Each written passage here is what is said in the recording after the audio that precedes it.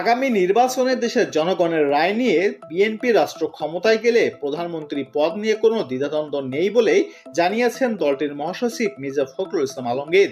রাজধানী গুলশানে নিজ বাসভবনে বাংলাদেশ সংবাদ সংস্থার সঙ্গে একান্ত সাক্ষাৎকালে এ কথা জানান বাংলাদেশের জাতীয়তাবাদী দল বিএনপির মহাসচিব মির্জা ফখরুল ইসলাম আলমগীর।